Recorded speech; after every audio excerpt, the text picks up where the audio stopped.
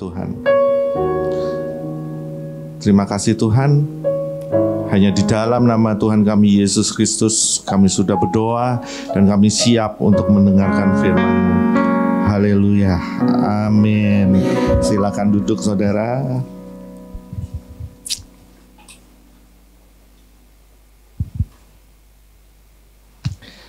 Puji Tuhan.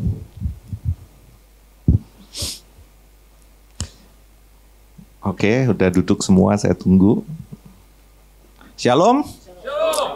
Welcome to Undivided Church.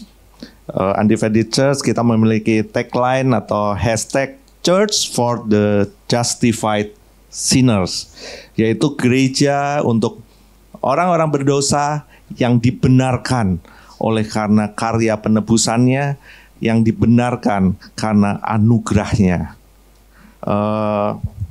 Kita hari ini memiliki dua ibadah, ada di Tangerang dan ada di sini, di Jakarta. Jadi mungkin kalau saudara yang rumahnya ada di sekitar Tangerang, BSD, Gading Serpong, atau Paramon, Alam Sutra, Lipo Karawaci, mungkin bisa datang, kita beribadah setiap hari Sabtu. Undivided Church ada di Tangerang, di Gading Serpong, tinggal buka Instagramnya undividedchurch.tgr atau Tangerang ya. Ibadah setiap hari Sabtu jam 9. Itu untuk yang di Tangerang. Untuk yang di Jakarta kita beribadah di tempat ini jam 10. Tapi mungkin dalam waktu beberapa minggu ke depan kita akan pindah saudara. Nggak di tempat ini lagi, kita akan pindah ke Rukan Permata Senayan atau lebih terkenal Patal Senayan gitu ya. Nggak jauh-jauh dari sini, paling cuman berapa kilo dari sini. Amin. Nah, hari ini kita akan memulai rangkaian khotbah berseri. Kita ada 2 rangkaian khotbah hari ini dan minggu depan. Kita berbicara tentang kenaikan Yesus Kristus.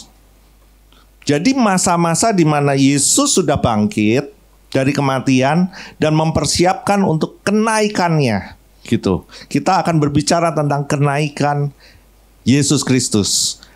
Hari ini saya akan berbicara dan minggu depan di tempat ini juga akan dilanjutkan oleh Bapak Stephen Poli untuk bisa berbicara di tempat ini. Amin. Kita persiapkan hati kita. Sekarang mari kita baca. Saya akan memberikan judul khotbah saya.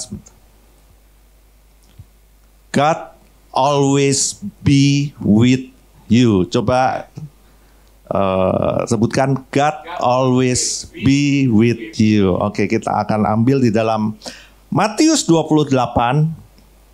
Matius 28 ayat yang ke-18 sampai ke-20. Saya akan baca ayat yang genap, saudara ayat yang ganjil, dan ayat 20 kita baca bersama-sama ya. Oke. Matius 28 mulai ayat yang ke-18. Yesus mendekati mereka dan berkata, "Kepadaku telah diberikan segala kuasa di sorga dan di bumi." Saudara, jadikanlah semua bangsa muridku dan baptislah mereka dalam nama Anak Roh Kudus. Bersama-sama. Dan ajarlah mereka melakukan segala sesuatu yang telah kuperintahkan kepadamu. Dan ketahuilah, aku menyertai engkau senantiasa sampai kepada akhir zaman. Berbahagialah orang yang mendengarkan firman Tuhan, menyimpan dalam hatinya dan melakukan dalam hidupnya. Jadi ayat ini saudara, ini adalah ayat yang cukup terkenal.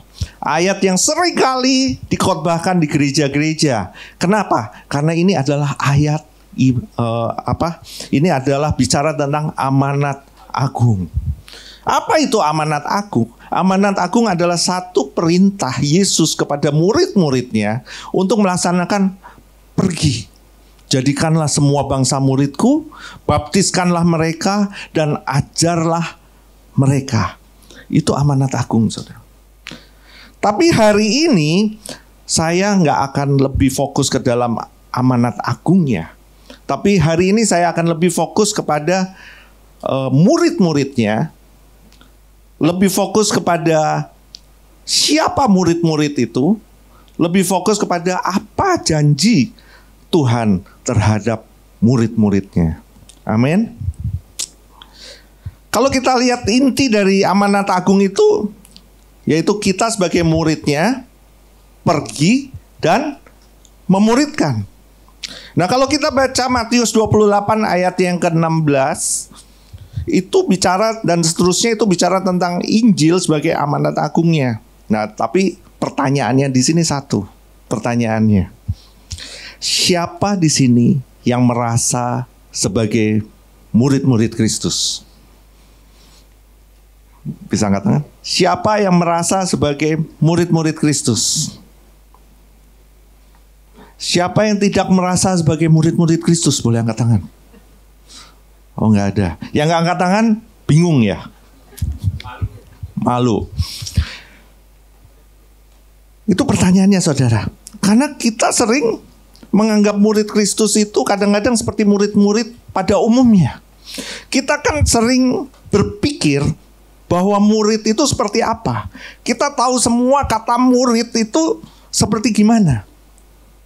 Kita pernah sekolah kan. Saya membayangkan gini. Waktu sekolah saya daftar, orang tua saya daftar, mendaftarkan saya untuk bisa sekolah di satu sekolah. Ketika saya masuk di dalam sekolah itu, otomatis saya menjadi apa? Murid, bener gak? Saya menjadi murid di sekolah itu. Tapi ternyata, nih dengarkan saudara, murid dengan murid Kristus itu berbeda. Jadi seringkali kita membayangkan bahwa murid yang ada hari ini itu seperti murid Kristus. Padahal sebenarnya beda jauh, saudara. Beda banget. Beda banget. Dengarkan saya. Beda murid dengan murid Kristus gini. Kalau murid di dunia, kalau murid pada umumnya, dia memilih dirinya sendiri untuk menjadi murid. Jadi murid pada umumnya dia memilih dirinya untuk menjadi murid. Saya memilih diri saya untuk menjadi murid di sekolah A, sehingga saya menjadi murid. Tapi murid Kristus adalah dia, Yesus, yang memilih murid-muridnya untuk menjadi muridnya. Perbedaannya jelas ya. Dia Yesus yang memilih kita sebagai murid-muridnya untuk menjadi murid Kristus. Efesus 1 ayat 4 ngomong gini. Sebab di dalam Dia, di dalam Yesus, Allah telah memilih kita sebelum dunia dijadikan. Jadi sebelum dunia dijadikan, saudara, Dia sudah menetapkan setiap kita untuk menjadi murid-muridnya. Kalau saudara ada di tempat ini hari ini bukan satu kebetulan. Kalau saudara ada di tempat ini hari ini bukan karena saudara berpikir, gue cuma mau ke gereja aja. Enggak, no. Ada yang berpikir mungkin, nggak enak, ada gereja baru di tempat ini, datang gitu. No. Saudara ada di tempat ini, saya yakin dan percaya bahwa Tuhan sudah merencanakan hari ini jauh-jauh hari sebelumnya. Tuhan sudah merencanakan ini bahkan sebelum dunia diciptakan. Ayatnya yang ngomong, saudara, bukan saya loh yang ngomong. Ayatnya yang ngomong. Jadi ketika kita menjadi muridnya, maka Dia akan memberikan kekuatan dan janji-janjinya untuk murid-muridnya. Ketika saya menjadi murid, saya akan berusaha untuk bisa lulus, saudara. Saya akan berusaha belajar untuk bisa lulus. Tapi ketika kita menjadi murid-murid Kristus, Dia yang akan mempersiapkan kita. Dia yang menyediakan janji-janjinya. Dia sendiri yang akan memberikan kekuatannya. Nah, Tadi kalau kita bicara tentang amanat agung, itu kan bilangnya pergi, muridkan, gitu ya. Pak, tapi di situ dibilang pergilah, jadikanlah semua bangsa muridku. Itu kan perintah. Ada sesuatu yang harus dilakukan. Tadi katanya ketika kita menjadi murid, dia yang mempersiapkan segala sesuatunya. Saudara, gini, ketika dia mempersiapkan kita menjadi muridnya, ketika dia memilih kita sebagai muridnya, maka Roh Kudus itu akan ditaruh di dalam setiap hati kita. Amin. Dan ketika Roh Kudus ini ditaruh di dalam hati kita, ini akan berbuah. Ini akan berbuah, saudara. Dan buah inilah yang akan mengerjakan setiap pekerjaan baik di dalam Kristus Yesus. Bukan dengan kekuatan kita. Ingat, waktu dua murid Yesus berjalan di Emmaus. Ketika Yesus mendatangi mereka, bahkan dua murid itu dua murid yang tidak percaya loh. Yesus mendatangi dua murid itu, dan dikatakan di ayatnya yang ke-32, Lukas 24 ayatnya yang ke-32, ketika Yesus mendatangi mereka, ketika Yesus bercakap-cakap tentang firman Tuhan, maka hatinya apa? Berkobar-kobar. Nah, ketika Roh Kudus ada di setiap kita, buah inilah, saudara, roh kita akan berkobar-kobar untuk memberitakan Injil Yesus Kristus itu. Buah itulah yang akan memancar dalam setiap kehidupan kita. Amin. Ini bukan karena kuat dan gagah kita. Ini bukan karena usaha kita. Bukan karena pekerjaan dan perbuatan kita juga. Tapi ini karena buah dari karya Roh Kudus di dalam kita yang terpilih menjadi muridnya. Coba bilang kanan kiri, aku dipilih loh. Yakin saudara dipilih? Amin. Yohanes 16 ayat 8 bilang gini, dan kalau ia datang, ia akan menginsyafkan dunia akan dosa, kebenaran, dan penghakiman. Jadi Roh Kuduslah yang mempertobatkan, bukan kita. Jadi waktu saudara jadi murid, saudara memberitakan Injil, bukan saudara loh yang mempertobatkan orang itu. Seringkali kita berpikir bahwa waktu gue jadi murid, memberitakan Injil, mengkhotbahkan Injil, menginjili seseorang, kita berusaha untuk orang itu bisa jadi bertobat. Gitu kan? Tapi siapa kita, saudara, bisa mempertobatkan orang? Karena Roh Kuduslah yang bekerja dan mempertobatkan orang itu, bukan kita. Jadi ketika orang itu bertobat, itu bukan karena kita. Itu karena Tuhan yang bekerja. Jadi udah gak ada piala yang bisa kita angkat untuk pertobatan itu. Tapi ingat, ternyata dia memang sudah dipilih sebelum dunia dijadikan untuk menjadi muridnya. Dia sudah dipilih untuk bertobat, saudara. Dia sudah dipilih untuk mengenal Kristus. Nah, bicara tentang pemuritan, di Undivided Church ini kita memiliki visi menjadi gereja yang memuridkan. Ini visi kita. Gereja yang berpusat pada Injil Yesus Kristus, tempat jemaat dimuridkan dan menghidupi kebenaran Injil untuk melakukan amanat agung Yesus Kristus. Jadi di Undivided Church ini kita akan lebih banyak fokus kepada pemuritan. Kenapa? Karena pemuritan itu adalah amanat agung, saudara. Kita menjadi murid lalu memuridkan. MLM, saudara. MLM, murid lalu memuridkan. Coba bilang MLM bro. Jadi jangan anti sama MLM.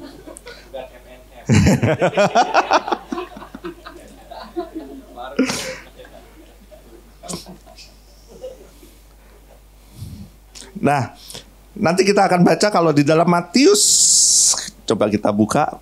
Di dalam Matius 28 ayat yang ke-16 dan 17 ini akan lebih banyak bicara tentang siapa murid Kristus itu. Nah, siapa murid Kristus itu tadi saya udah singgung sedikit. Siapa murid Kristus itu? Yaitu kita semua yang dipilih. Kita nggak memilih. Ingat, kita dipilih. Kemudian akan berbicara juga tentang hati sebagai murid Kristus. Akan berbicara juga tentang tugas dan perintah sebagai murid Kristus atau amanat agung. Dan tentang janji Tuhan kepada para muridnya. Nah, saya akan masuk hari ini lebih dalam kepada hati seorang murid dan janji Tuhan terhadap murid-muridnya. Jadi saya nggak akan masuk lebih dalam pada amanat agungnya, karena tadi udah dijelaskan bahwa amanat agung itu buah yang ada di dalam murid-murid itu sendiri. Saya akan lebih banyak berbicara tentang hati seorang murid dan janji Kristus untuk murid-muridnya. Nah, kalau kita lihat di Matius 28 ayat 16 sampai 17, dikatakan demikian. Dan ke-11 murid itu berangkat ke Galilea, ke bukit yang telah ditunjukkan Yesus kepada mereka. Ketika melihat dia, mereka menyembahnya. Tetapi beberapa orang ragu-ragu. Nah, cerita ini saudara, ini ceritanya Kristus itu akan naik ke surga. Ini adalah peristiwa di mana sebelum Kristus itu naik ke surga, maka itu dia memberikan amanat agungnya kepada para murid-muridnya. Nah, tapi kalau kita amati ayat ini, kita lihat bahwa dan ke-11 murid itu berarti ini adalah murid-murid intinya Yesus. Kenapa 11? Karena Yudas udah mati kan? Gitu kan? Ini adalah murid-murid inti Yesus. Murid yang setiap hari itu ketemu dengan Yesus. Dia bergaul dengan Yesus. Dia mengerti Yesus. Ini adalah murid-murid yang tiap hari juga melayani Yesus. Dia adalah murid yang tiap hari mendengarkan bahkan firman dari Yesus. Tapi kalau kita lihat di ayatnya yang ke-17, ketika melihat Yesus, mereka menyembahnya. Tetapi beberapa orang apa? Ragu-ragu. Ini ada sesuatu yang bertolak belakang. Yang sebagian menyembah Yesus, tapi sebagian lagi ragu-ragu. Pertanyaannya, kok masih bisa ya ragu-ragu? Lah tiap hari ketemu, gitu kan? Tiap hari ketemu, tapi masih ada yang ragu-ragu. Saya senang banget nih baca ayat ini, saudara. Karena dalam setiap kehidupan kita, ternyata kita punya dua sisi. Dua sisi hati. Ketika hati kita dengan firm, kita percaya. Tapi kadang-kadang kita memiliki hati yang ragu-ragu. Hati yang kadang-kadang gelisah. Dan itu wajar terjadi kok. Itu wajar terjadi. Buktinya murid-murid Yesus juga mengalami hal itu. Padahal ke-11 murid itu berangkat ke Galilea. Yesus berjanji untuk bertemu murid-muridnya di Galilea, saudara. Yesus sudah ngomong sebelumnya. Nah, Yesus menampakkan diri kepada murid-muridnya di Galilea. Kemudian apa sih Galilea? Galilea itu di mana tempat Yesus memilih murid-muridnya di awal, saudara. Jadi waktu Yesus menunjuk murid-muridnya, menunjuk Petrus, menunjuk yang lain-lain, itu di mana? Di Galilea. Dan Yesus mengulangi peristiwa itu kepada murid-muridnya sebelum dia naik ke surga di tempat yang sama di mana Yesus menunjuk memilih murid-muridnya. Jadi sebenarnya murid-muridnya itu sound familiar dengan Galilea. Benar gak? Nah, Yesus juga banyak melakukan mujizat di Galilea, saudara. Mujizat pertama Yesus di Kana, ketika air menjadi anggur, itu juga di Galilea. Waktu Yesus menyembuhkan anak pegawai istana, itu juga di Galilea.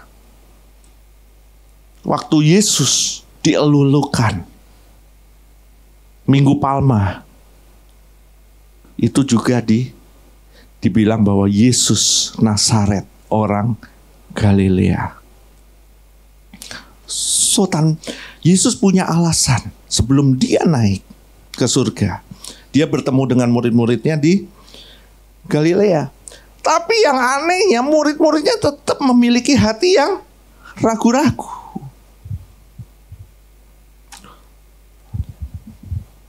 Seperti kita percaya terhadap seseorang, tapi ketika orang itu tidak seperti yang kita harapkan, itu akan membuat hati kita kecewa dan menjadi tidak percaya atau ragu-ragu. Maksudnya begini, saudara. Waktu saya percaya dengan seseorang, saya pasti memiliki keinginan tertentu terhadap seseorang itu. Saya memiliki pandangan khusus terhadap orang tersebut, saudara.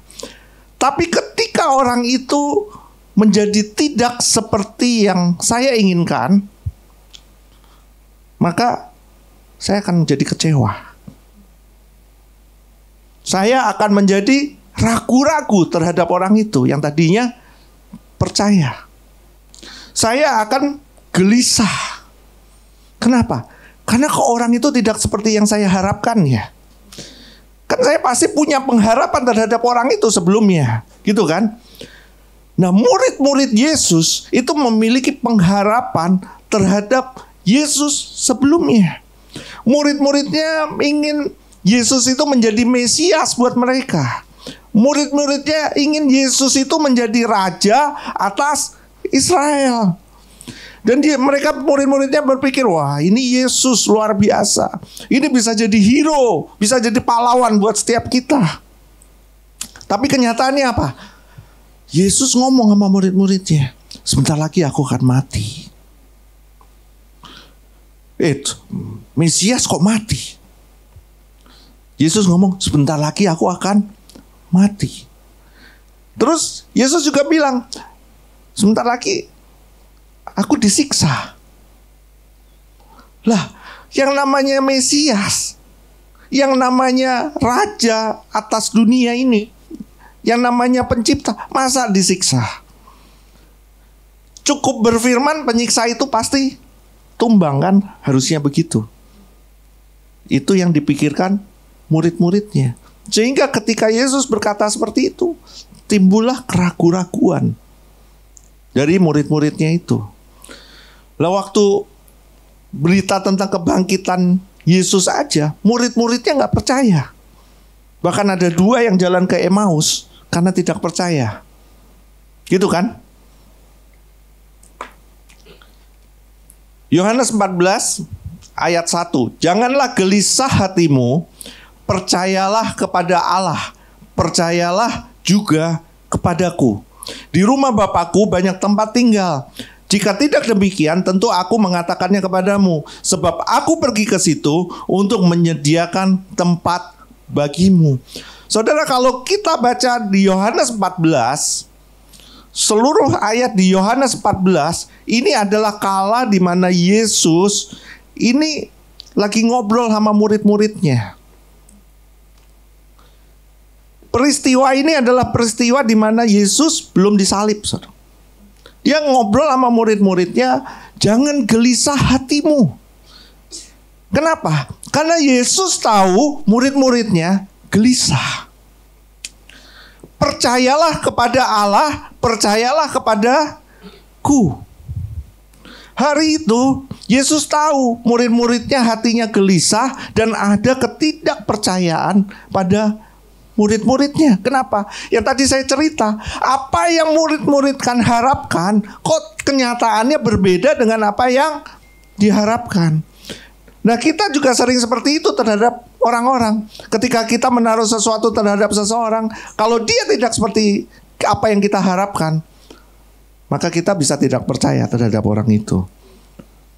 Nah, akibat dari itu, maka hatinya jadi galau, hatinya gelisah, hatinya ragu, terus merasa lonely, sendirian.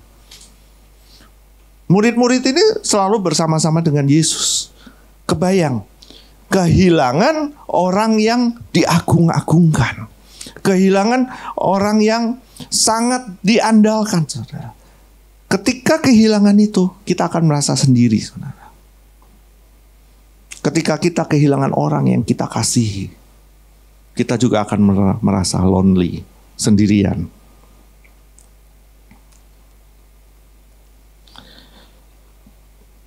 Yesus tahu ketidakpercayaan, keraguan-raguan, kegelisahan itu ada pada murid-muridnya. Nah, ketika Adam dan Hawa diciptakan, kita kembali kepada Adam dan Hawa.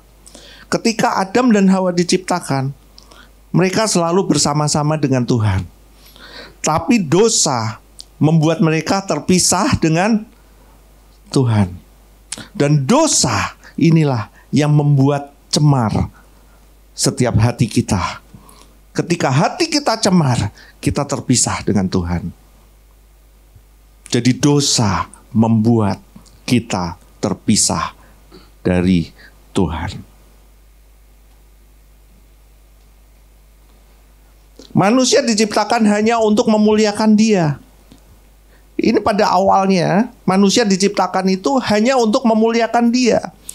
Tuhan menciptakan Adam dan Hawa di pertama kali untuk memuliakan Dia. Tetapi dosa membuat manusia terputus dari Tuhan, sehingga manusia lebih condong untuk memuliakan dirinya sendiri. Hati kita condong membuat idol atau berhala atau Tuhan untuk diri kita sendiri. Nah, ini ada satu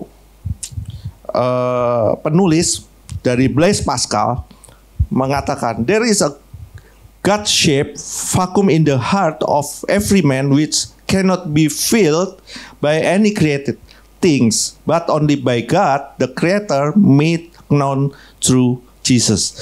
Kalau diartikan gini, ada kekosongan yang berbentuk Tuhan, kekosongan berbentuk Tuhan di dalam setiap hati manusia yang tidak dapat diisi oleh ciptaan apapun selain hanya oleh Tuhan, Sang Pencipta yang dinyatakan melalui Yesus.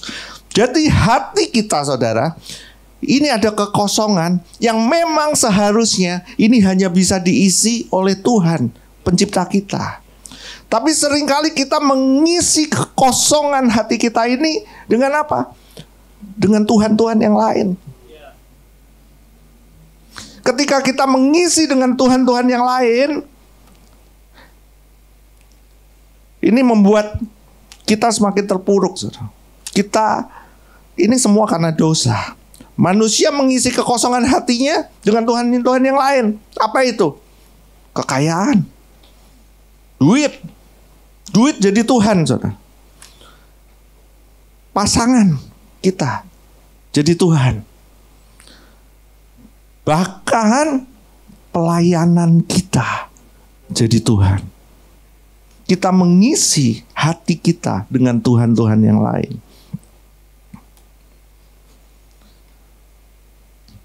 Timothy Keller bilang gini, what is an idol? Saya langsung ke bahasa Indonesianya aja. Apa itu idola? Tuhan atau berhala?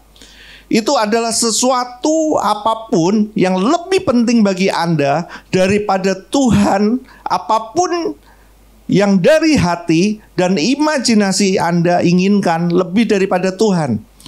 segala hal yang kita cari untuk memenuhi keinginan kita yang hanya dapat diberikan oleh Tuhan. Jadi ketika ini kekosongan hati kita nggak isi dengan Tuhan yang benar. Kita sebagai manusia karena dosa ada di dalam setiap kita, maka kita pasti akan mengisi hati kita ini dengan berhala-berhala kita. Apa itu berhala? Ini berhala.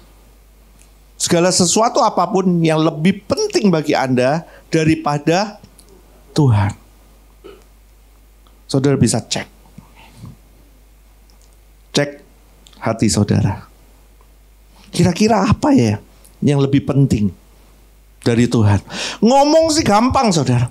Tuhan, you are the one and only. Tuhan, Engkau satu-satunya dalam hidupku. Tuhan, Engkau yang paling tinggi dalam hidupku. Tuhan, Engkau segalanya buat aku. Ngomong gampang saudara. Benar nggak?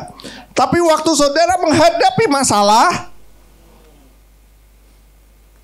Tuhannya ganti saudara. Tuhannya ganti. Tuhannya jadi apa? Duit. Karena ada pepatah bilang semua masalah bisa diselesaikan dengan uang. Gitu kan? Sehingga uang jadi Tuhan saudara. Kejar kekayaan terus. Karena kenapa? Karena kekayaan jadi Tuhanmu. Lupa bahwa saudara murid. Lupa memberitakan Injil. Memang memberitakan Injil tadi adalah buah. Nih dengerin. Memberitakan Injil adalah buah ketika Dia memilih kita menjadi muridnya. Tapi ketika saudara gak memberitakan Injil, gak ada hati yang berkobar-kobar, jangan-jangan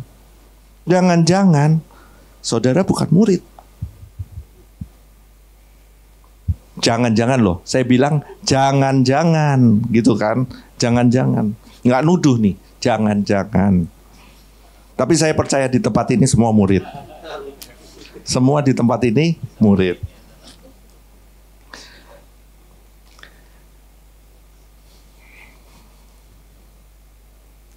Timothy Keller juga bilang demikian. Hati manusia adalah pabrik berhala yang mengambil hal-hal baik seperti karir, sukses, cinta, harta benda, bahkan keluarga yang mengubahnya menjadi hal-hal yang hakiki. Hati kita mendewakan hal-hal tersebut sebagai pusat kehidupan kita. Pusat kehidupan kita, Tuhan, benar gak? Apakah benar Tuhan? Pusat kehidupan kita, Yesus, benar gak?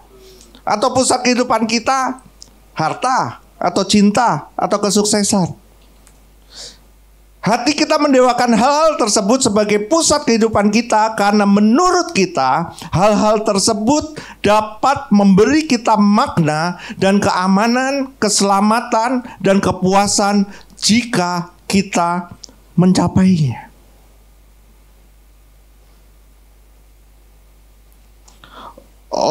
Oswald J. Smith bilang demikian, the heart of the human problem is the problem of the human heart. Inti dari semua permasalahan manusia adalah permasalahan pada hati manusia itu sendiri. So, kita bisa cek hati kita, saudara. Kita bisa cek hati kita. Kenapa saya mau bahas ini, saudara? Karena ternyata murid-muridnya tadi juga hatinya penuh dengan keraguan-raguan, kegelisahan. Ketika kita ragu-ragu, kita gelisah, itu hal yang biasa, saudara. Kenapa? Karena kita orang berdosa. Tapi ketika kita tahu kita sudah dibenarkan, kita menyadari akan berhala-berhala kita, maka kita bertobat tiap hari. Kita harus bertobat setiap hari. Ketika kita menyadari hatiku nih loh, gak beres. Yuk, bertobat. Maka itu Amsal 4 ayat 23 mengatakan, jagalah hatimu dengan segala kewaspadaan, karena dari sanalah terpancar kehidupan. Menjaga hati dengan kewaspadaan, karena kehidupanmu itu sumbernya dari hati itu sendiri. Apa yang ada di dalam hatimu? Yesus atau Tuhan yang lain? Tuhan-Tuhan yang lain? Kehidupanmu itu depend dari Yesus yang ada di dalam engkau, atau Tuhan-Tuhan yang lain yang ada di dalam hatimu. Nah, kita bisa melihat seberapa besar hancurnya hati kita. Tapi kerennya saudara, ini kerennya. Kita semua sadar bahwa kita semua adalah orang berdosa yang memiliki hati yang bobrok, hati yang kacau, ya, hati yang penuh keraguan-raguan. Murid-muridnya bahkan Tuhan bilang hati yang gelisah. Tapi ayat yang ke-18 ini keren. Yesus mendekati mereka dan berkata, kepadaku telah diberikan segala kuasa di sorga dan di bumi. Meskipun hati kita kacau, meskipun hati kita ragu-ragu, bahkan mungkin tidak percaya, asal kita menaruh Tuhan di dalam hati kita, asal kita sadar dan kita bertobat setiap hari. Dikatakan Yesus mendekati mereka. Inisiatifnya dari siapa, saudara? Dari kita? Ayatnya bilang Yesus mendekati mereka. Yesus mendekati murid-muridnya yang percaya, yang langsung menyembah dia. Dia juga mendekati murid-muridnya yang ragu-ragu itu. Inisiatifnya selalu dari Yesus. Ingat perjalanan di Emmaus yang tadi saya ceritakan? Dua murid Yesus itu, dia gak percaya kalau Yesus sudah bangkit. Dia jalan ke Emmaus, Yesus datang menghampiri dua orang itu. Jadi inisiatifnya selalu dari Yesus. Ingat peristiwa anak bungsu, anak sulung anak bungsu, anak yang hilang. Si bungsu ini dia sebenarnya dia tahu. Si bungsu ini sebenarnya waktu dia datang ke rumah bapaknya, itu motivasinya nggak benar loh. Kenapa? Karena kan dibilang gini, setelah semuanya habis, semua harta kekayaannya habis, dia kelaparan, dia compang-camping karena kerja di kandang babi, bahkan dia makan makanan babi, kemudian dia teringat bahwa oh, banyak makanan di rumah bapakku. Bapakku adalah raja. Dia punya segalanya. Pegawainya banyak. Nah, dia punya motivasi yang salah. Kalau gitu aku datang aja ke rumah bapakku. Dia dengan motivasi yang salah, dia datang ke rumah bapaknya. Waktu dari kejauhan bapaknya melihat si anak bungsu ini, bapaknya berlari menghampiri anak ini. Bapaknya gak minta untuk anaknya ganti pakaian dulu. Ganti pakaian dulu, bersih-bersih dulu. No. Bapaknya menghampiri anak ini. Dia raja loh, saudara. Dia raja. Raja kalau berlari itu pasti jubahnya diangkat. Gitu kan. Nah, itu sebenarnya gak boleh. Itu sebenarnya gak patut. Dia mengangkat jubahnya, kelihatan tumitnya, kelihatan kakinya. Dia berlari menghampiri si bungsu itu. Motivasi si bungsu salah, saudara. Tapi bapaknya menghampiri dan langsung memeluk si bungsu itu. Gak peduli pakaiannya masih kotor, gak peduli masih compang-camping, gak peduli masih bau. Si bapak menghampiri, memeluk dan mencium dia. Tuhan gak peduli saudara seberdosa apa hari ini. Tuhan gak peduli sekotor apa saudara hari ini. Tuhan gak peduli apa yang saudara baru lakukan mungkin. Ketika saudara sadar sebagai anaknya, dia akan berlari memeluk engkau dan mencium engkau. Amin.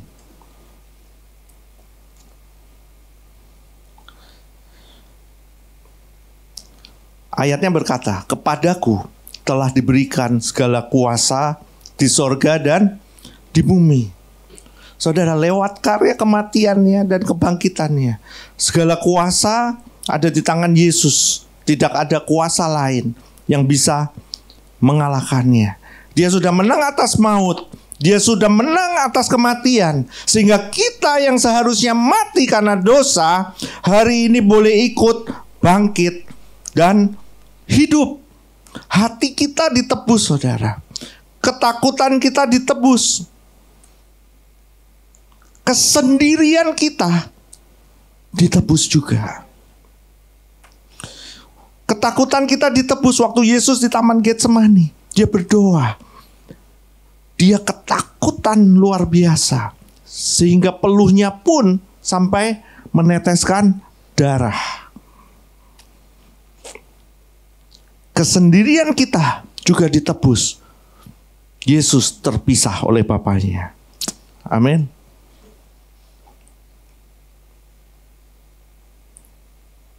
Inilah janjinya, saudara. Saya mau masuk janji untuk para murid-muridnya. Dan ketahuilah, aku menyertai kamu senantiasa sampai kepada akhir zaman. Coba bilang kanan kiri, dia menyertai saya. Ini janjinya, saudara. Ini janjinya luar biasa banget. Kita sebagai murid, kita dipilih sebagai murid. Ya, ini janjinya. Dan aku akan menyertai kamu senantiasa sampai kepada akhir zaman. Jadi penyertaannya terhadap kita ini sempurna, saudara. Dia selalu ada bersama-sama dengan kita, apapun keadaan kita. Saya suka di versi Amplified. Saya langsung terjemahkan aja dalam bahasa Indonesia. Di Amplified mengatakan demikian. Dan sesungguhnya aku selalu bersamamu, dalam kurung tetap bersamamu selama-lamanya. Apapun keadaannya dan pada setiap kesempatan, bahkan sampai akhir zaman. Tepuk tangan buat Tuhan. Dia selalu bersama dengan kita, saudara, sebagai murid-muridnya.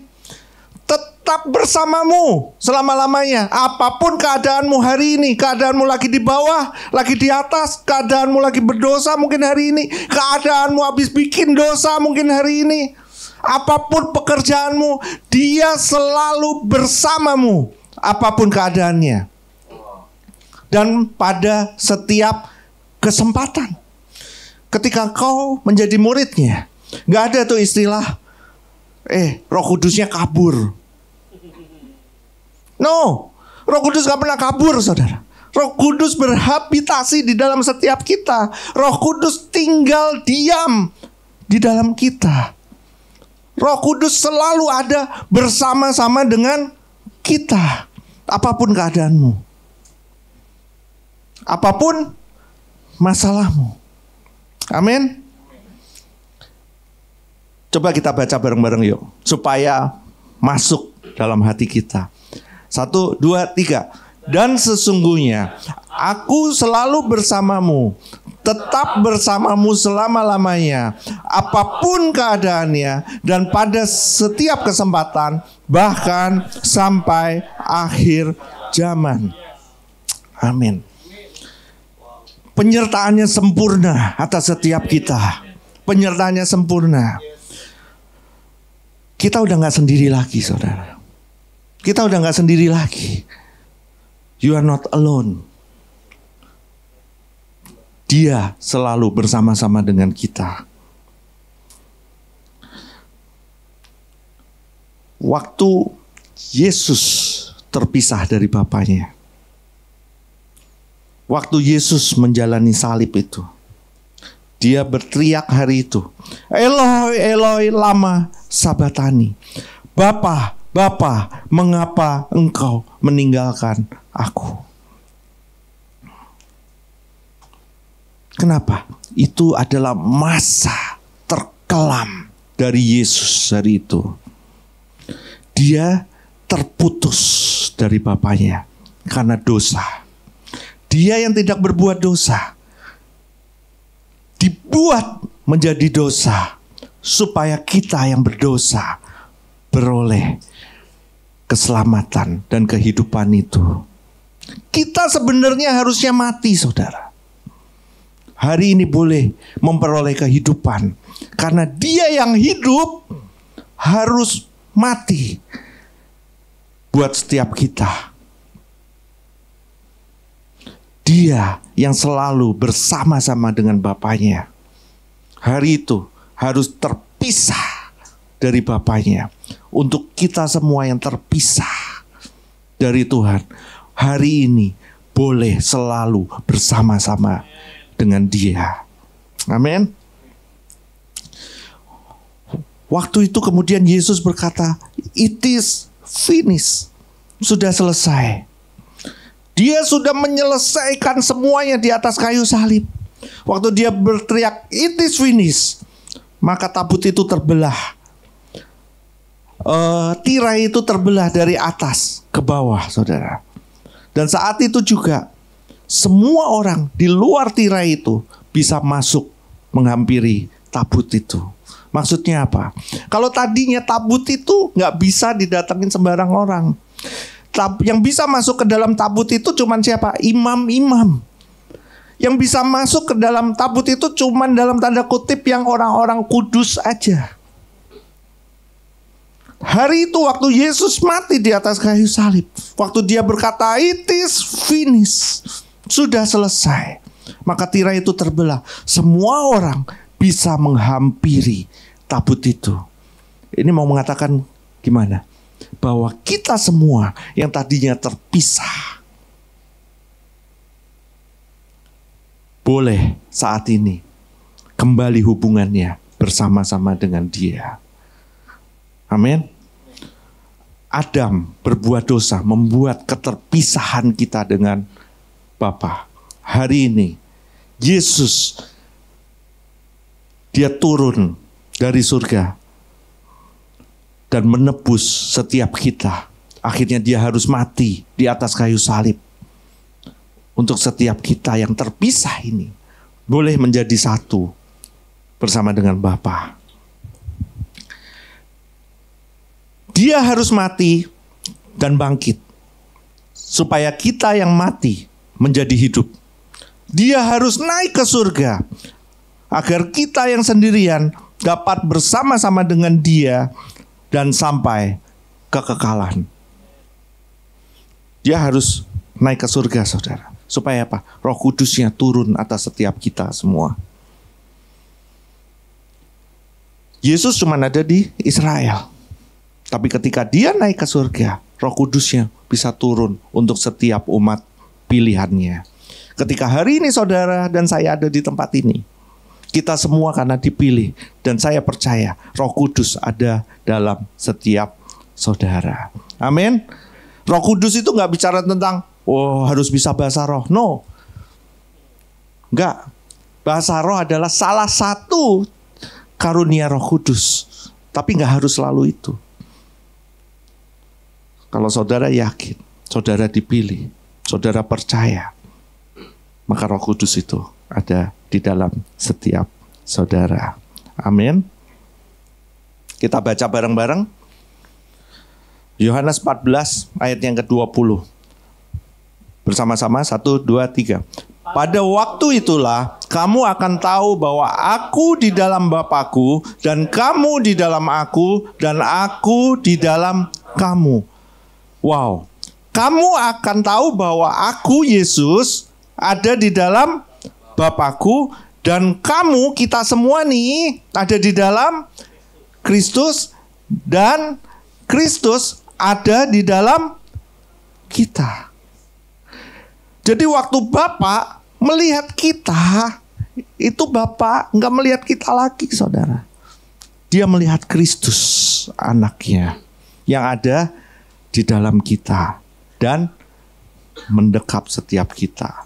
Kristus menjadi jubah untuk setiap kita, bahwa Dia ada di dalam kamu dan kamu di dalam aku. Dia beserta dengan kita, Dia melekat dengan kita, Dia undivided dengan kita. Dia nggak bisa terbagi lagi, Dia tak terpisahkan lagi dengan kita. Ayat yang terakhir, tetapi penghibur, yaitu Roh Kudus yang akan diutus oleh Bapa dalam namaku, Dialah yang akan mengajarkan segala sesuatu kepadamu dan akan mengingatkan kamu akan semua yang telah kukatakan kepadamu. Damai sejahtera kutinggalkan bagimu, damai sejahtera kuberikan kepadamu. Dan apa yang kuberikan tidak seperti yang diberikan oleh dunia kepadamu. Janganlah apa? Gelisah dan gentar hatimu. Amin.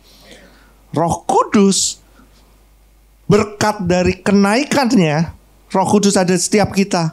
Dia yang akan menghibur setiap kita. Dia yang akan selalu mengingatkan kita. Dia yang akan menjadi penolong setiap kita, saudara. Amin. Hari ini saya mau ajak setiap kita untuk kita benar-benar menyadari bahwa kuasa kenaikannya itu luar biasa untuk setiap kita. Dia mencurahkan Roh Kudusnya untuk setiap kita, sehingga kita ada sampai dengan hari ini. Amin. Yuk kita berdoa.